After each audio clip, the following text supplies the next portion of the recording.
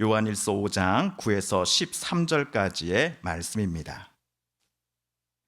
만일 우리가 사람들의 증언을 받을진대 하나님의 증거는 더욱 크도다. 하나님의 증거는 이것이니 그의 아들에 대하여 증언하신 것이니라. 하나님의 아들을 믿는 자는 자기 안에 증거가 있고 하나님을 믿지 아니하는 자는 하나님을 거짓말하는 자로 만드나니 이는 하나님께서 그 아들에 대하여 증언하신 증거를 믿지 아니하였음이니라. 또 증거는 이것이니 하나님이 우리에게 영생을 주신 것과 이 생명이 그의 아들 안에 있는 그것이니라. 아들이 있는 자에게는 생명이 있고 하나님의 아들이 없는 자에게는 생명이 없느니라. 다 같이 내가 하나님의 아들의 이름을 믿는 너희에게 이것을 쓰는 것은 너희로 하여금 너희에게 영생이 있음을 알게 하려 함이라. 아멘. 오늘은 교회력으로 부활절 제7번째 주일입니다. 올해 부활주일이 3월 31일이었습니다. 그날 주일을 포함하여 오늘까지 총 7번의 주일을 우리가 부활절 기념주일로 지켜왔는데요. 참고로 다음 주일은 교회력으로 성령 강림주일로 지킵니다. 한편 오늘 주일은 총회력으로 어버이 주일이기도 합니다. 가정의 달인 5월을 맞이하여 총회력도 5월의 첫 번째 주는 어린이 주일로, 두 번째 주는 어버이 주일, 그리고 세 번째 주는 청년 주일로 각각 지키고 있습니다.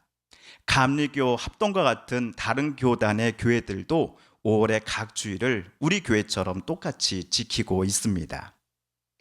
달력에서 어버이날은 5월 8일입니다. 지난주 수요일이었습니다. 어버이날을 맞이해 자녀분들이 아버지 어머니 댁을 찾아오셨는지요?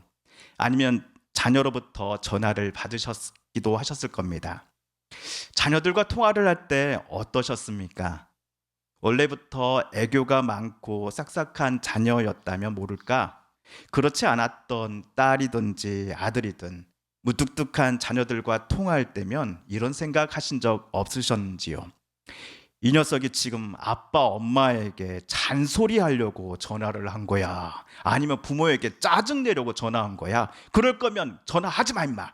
라는 생각이 자녀와 통화를 하면서 드셨던 적은 없으셨습니까? 하지만 수화기 건너편으로부터 들려오는 이 퉁명스러운 자녀의 목소리를 내내 들으시면서도 우리 부모님들은 첫째도 둘째도 셋째도 자녀 걱정뿐이셨을 겁니다. 통화할 때 또는 만났을 때 애교 한마디 없는 아들이고 딸입니다. 하지만 저들도 다 커서 장가 시집가고 애 낳고 기르며 살면서 부모님이 얼마나 자기들을 힘들게 키우셨는지를 깨닫게 되었을 것입니다. 이런 마음으로 다 큰 자녀들이 부모님을 찾아뵙거나 또한 전화를 드리는 것임을 우리 성도님들은 잘 알고 계시기에 나이가 50, 60 다 된 아들, 딸들의 그 퉁명스러운 목소리도 넓고 사랑 깊은 마음으로 늘 용납해 주시는 것이 아닐까 싶습니다. 사람들은 가장 행복한 순간에 시간을 잊는다라고 말하곤 합니다. 행복을 느끼는 순간 시간이 마치 멎은 것 같다라고 느끼기 때문이다라고 합니다. 그래서일까요? 우리의 자녀들이 나이를 많이 먹고 키가 컸어도 부모님의 눈에는 여전히 자녀들은 늘 귀엽고 사랑스러운 아들이요 딸로만 보일 것입니다. 이처럼 부모님, 자녀들 그리고 손주들 모두가 아름다운 추억들을 품고 각자의 삶의 터전에서 하루하루를 살아갑니다. 지난주 5월 6일 월요일이었죠. 고향교회 친구들이 모여있는 단체 카톡방에 어떤 친구가 부고 문자를 올렸습니다. 피곤한 눈을 겨우겨우 뜨고서 단톡방에 올려진 부고를 한자 한자 읽어 내려갔습니다. 그러다가 숨이 턱 멎는 듯 했습니다. 돌아가신 이는 다름 아닌 제 친구였기 때문입니다.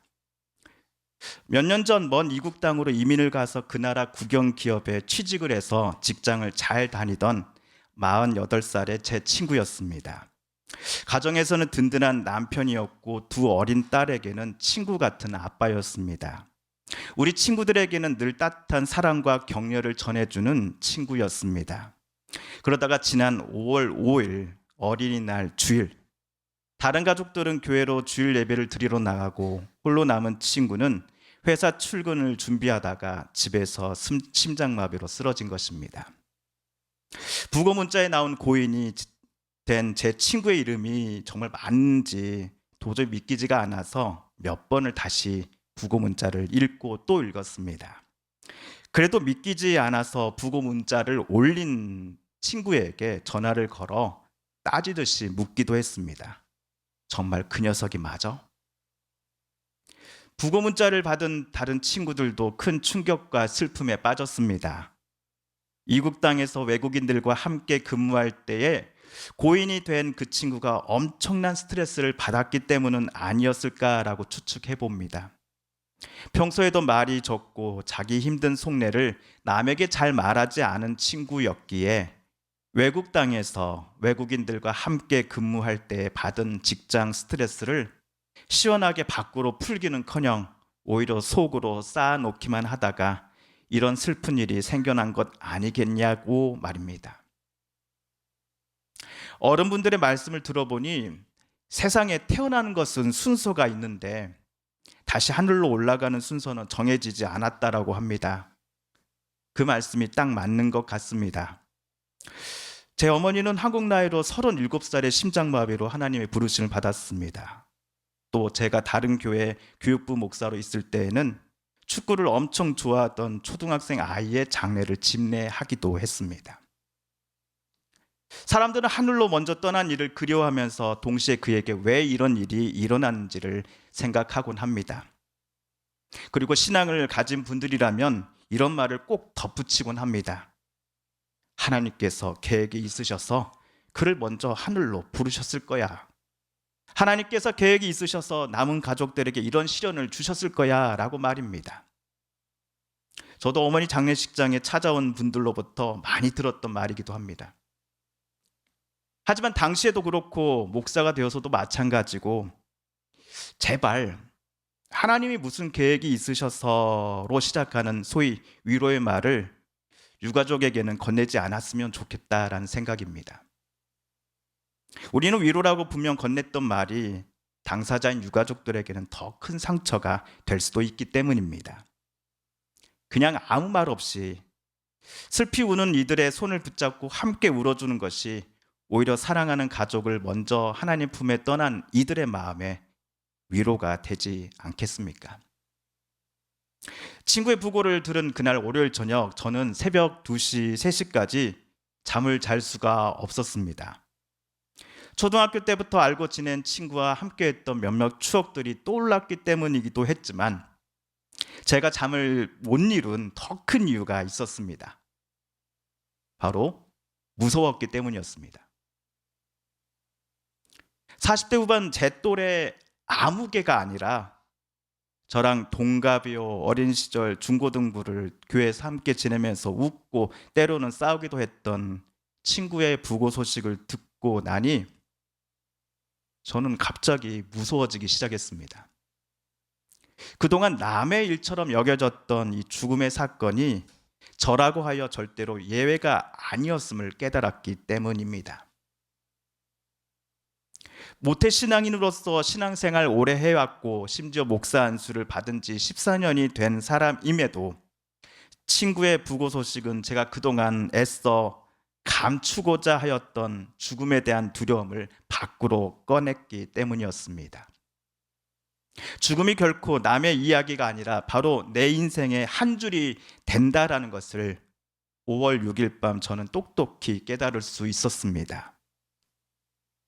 사랑하는 내 부모님과 가족들, 그리고 제가 사역하는 곳마다 못난 목사를 아껴주시고 사랑해주시는 우리 서부교회 성도님들과 같은 분들과 함께 행복한 시간을 지내다 보니 시간이 마치 멈추어 있다라는 착각 속에 저는 살았던 것 같습니다.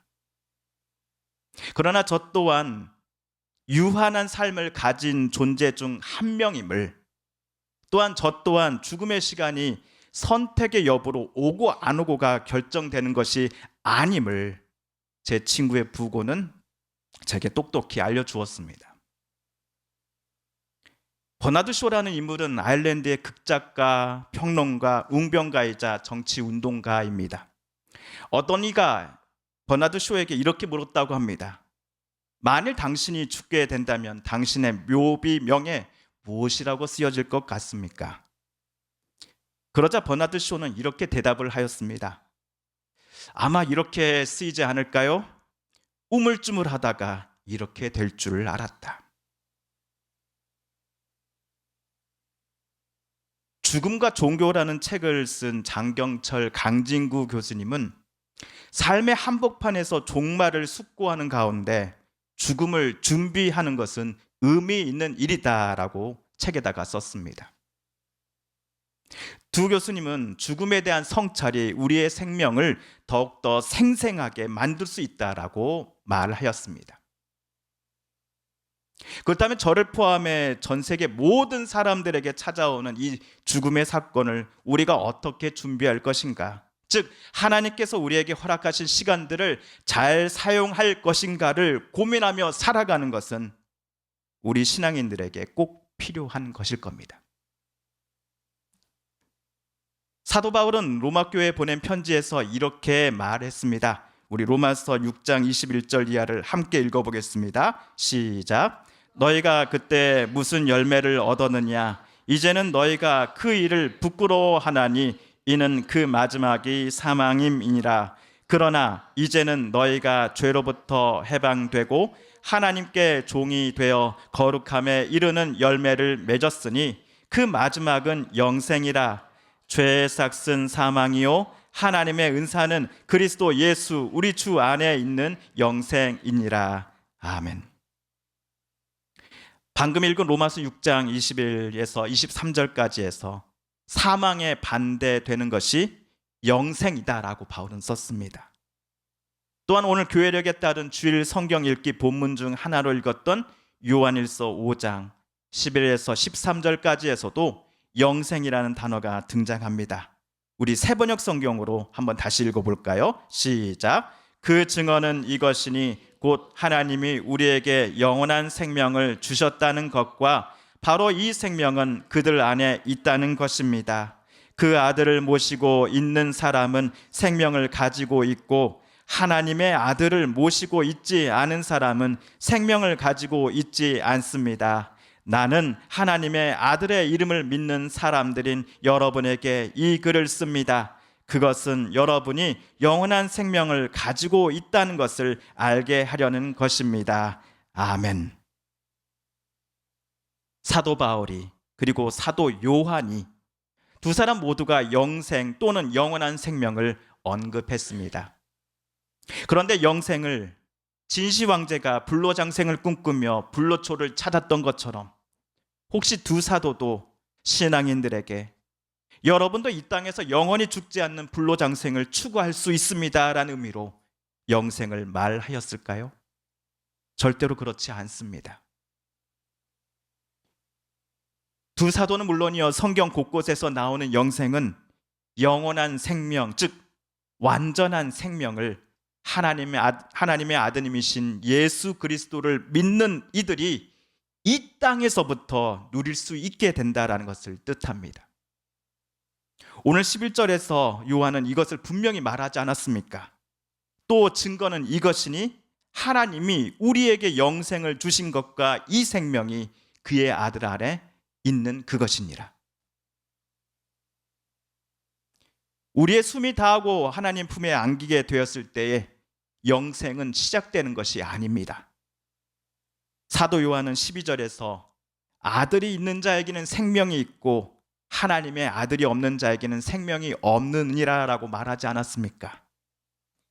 12절에서 요한은 영원한 생명이 저 하늘나라에서만이 아니라 이 땅에서 우리가 숨을 쉬며 발을 땅에 딛고 살아가는 동안 예수님을 하나님의 아들로 믿고 그리스도로 고백하며 주님 닮아가기를 소망하는 이들에게 하나님께서 영원한 생명을 허락해 주신다라는 것이기 때문입니다.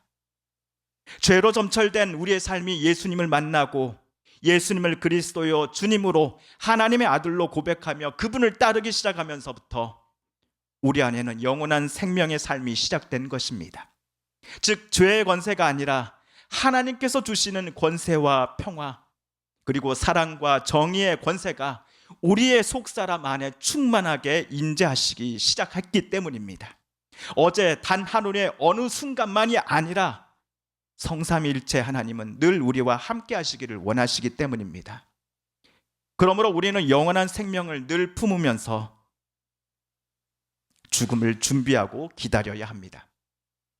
내 멋대로, 내 욕심대로 살아가는 삶이 아니라 하나님께서 그리스도를 통해서 주시는 그 영원한 생명을 늘 품으며 성령의 열매를 맺으며 우리에게 하나님께서 주시는 그 귀한 시간들을 사용하며 살아가야 할 것입니다. 이를 두고서 다윗은 시편 1편에서 이렇게 고백하였습니다. 우리 함께 읽어볼까요? 시작. 복 있는 사람은 악인들의 꾀를 따르지 아니하며 죄인들의 길에 서지 아니하며 오만한 자들의 자리에 앉지 아니하고 오직 여호와의 율법을 즐거워하여 그의 율법을 주야로 묵상하는도다. 그는 시냇가에 심은 나무가 철을 따라 열매를 맺으며 그 잎사귀가 마르지 아니함 같으니 그가 하는 모든 일이 다 형통하리로다. 아멘. 하나님께서 그리스도를 통해 주신 영생을 품고 살아가는 이들에게 나타나는 열매들은 무엇이어야 할까요? 십자가에 달리신 예수님을 바라볼 때마다 하나님의 뜻대로 살아가기로 다짐하는 신앙인들에게 나타나는 열매 중 가장 큰 것은 바로 서로 사랑함이 아닐까요? 하나님을 온 마음 다해 사랑하는 것, 또한 내 이웃을 내 몸처럼 아끼고 사랑하는 것, 이 두 가지를 영생을 우리로 하여금 깨닫고 누리게 해주신 예수 그리스도는 제자들에게 가르쳐 주셨습니다. 엊그제 하나님의 부르심을 먼저 받은 제 친구는 많은 이들에게 예수의 사랑이 무엇인지를 깨닫게 해준 예수의 참 제자 중 하나였습니다. 우리도 예수님을 통해 영생을 누리며 살아가는 이들이니 저와 여러분도 사랑하는 자녀들, 부모님, 가족들, 이웃 친구들을 더욱더 서로 사랑하고 싶습니다. 그래서 주님 다시 만나는 그날에 누구의 말처럼 우물쭈물하다가 주님을 뵙게 되었습니다 라고 말함이 아니라 주님이 주시는 영생을 늘 품으며 주님 닮아가면서 사랑의 열매를 맺고 왔습니다 라고 주님 앞에 고백하는 우리가 되길 소망합니다. 이 사랑의 열매를 주님 앞에 드립니다 라고 고백할 수 있는 우리 모두가 되었으면 좋겠습니다. 함께 기도합니다.